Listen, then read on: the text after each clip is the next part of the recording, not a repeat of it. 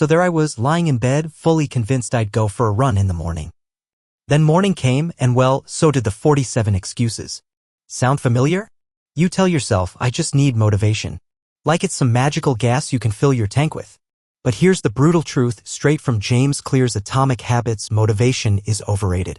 It's not just unreliable, it's a full-blown myth when it comes to building habits that actually last. The people who achieve the most don't feel like doing it either. They've just figured out something better. And if you've been sitting around waiting for a motivational spark to strike, you might as well be waiting for your pet goldfish to start doing taxes. Spoiler, it's not happening. See, motivation makes a great story but a terrible strategy.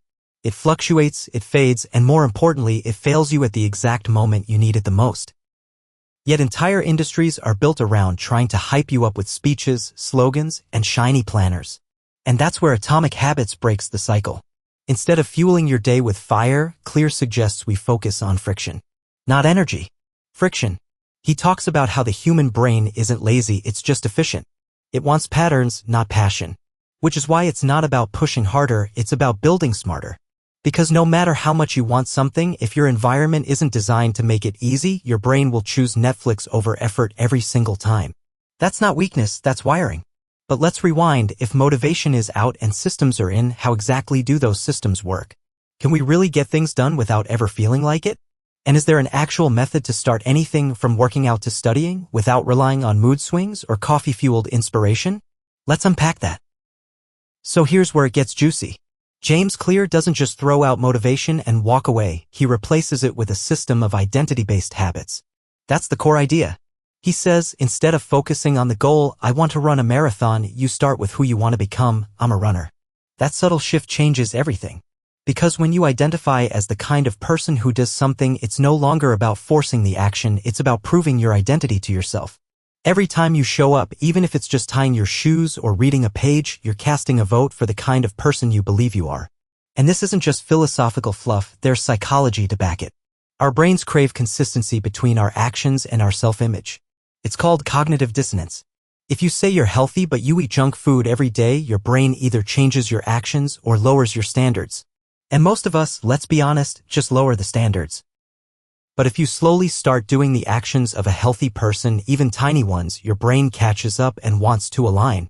This is why habits need to be ridiculously small at first. You don't start with a 5 a.m. boot camp. You start with putting on your shoes. That's it. The goal isn't to work out, it's to show up. Because showing up is the kind of thing a fit person does. And slowly, you stop asking, do I feel like doing this? And start thinking, this is just what I do. Now here's the science why bit. Every time you complete a habit loop, cue, craving, response, reward, your brain releases dopamine, not just at the reward, but in anticipation of it. Which means your system starts fueling itself.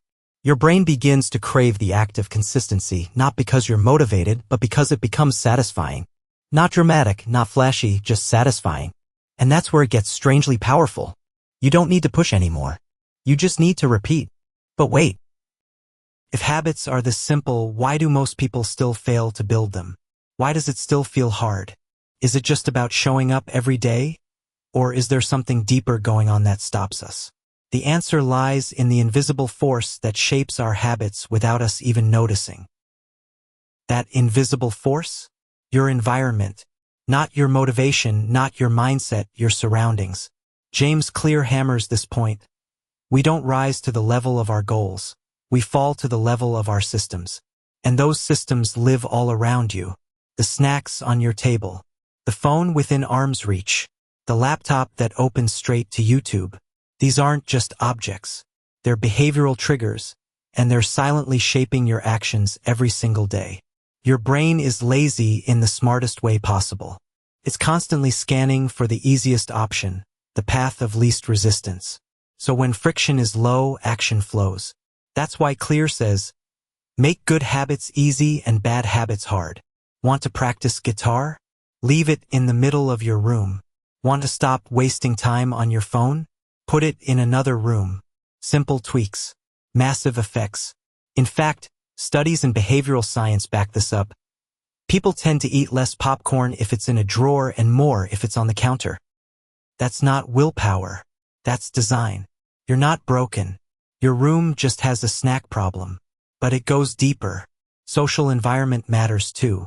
If your friends are always skipping gym or binging late-night shows, you'll unconsciously match their behavior. Humans are tribal, we mimic what the group does, because fitting in was once the difference between survival and being eaten by wolves. So yeah, you might think you're acting independently, but in reality, your group is your gravity. And here's the climax. Once you control your environment, you stop relying on brute force. You don't need a motivational video every morning. You just make the path to the good habit obvious, easy, and satisfying. That's when your identity, actions, and surroundings click together. It's not discipline, it's design. But hold on, what if you don't have control over your environment? What if you're stuck in a place or around people that make habit building almost impossible? Can habits still survive when everything around you is working against them? Let's break that down. Here's the good news. Yes, you can still build habits even when your environment feels completely out of your control, but you'll need to shift from building big, dramatic routines to collecting invisible wins. That's what James Clear emphasizes with the 2-minute rule. If it takes more than 2 minutes to begin, your brain will resist. But if the action is so small it feels silly, putting on your shoes, writing one sentence, filling your water bottle, you lower the mental barrier. You trick your brain into starting, and starting is everything. Because what you're really building isn't just the habit, it's the identity behind it. When you do something consistently, even if it's tiny, you're saying to yourself, this is who I am. The kind of person who shows up. Who does the thing, no matter how small. Not when it's convenient, but daily. Even if the world around you is loud, messy, unpredictable, your actions remain steady. It's easy to think habits need to be intense. Long workouts. Deep focus sessions. Big goals. But neuroscience tells a different story. What strengthens the brain's habit pathways is repetition, not effort. Those short, consistent actions wire stronger and faster than occasional big ones. That one push-up? That one page? That one small decision to follow through? It stacks. Quietly. Compounding like interest. Only now, the currency is your future self. And here's the twist, motivation does return, but never at the beginning. It shows up after you've already started moving. Think of it like a lazy friend who only joins once the work is halfway done. So instead of waiting to feel pumped or inspired, you lower the bar. You focus on the entry point. That small action creates momentum. Momentum shapes identity. And identity? That's what truly sticks. So no, you don't need to feel fired up every morning. You don't need energy bursts or motivational videos. What you need is a system that's too easy to skip and a commitment to prove who you are. Through action, not intention. The real question isn't, do I feel like it? It's, what would the future me do right now? Because motivation might be a lie. But daily action? That builds truth. And maybe, just maybe, it's not the habits you're chasing, it's who you're becoming through them.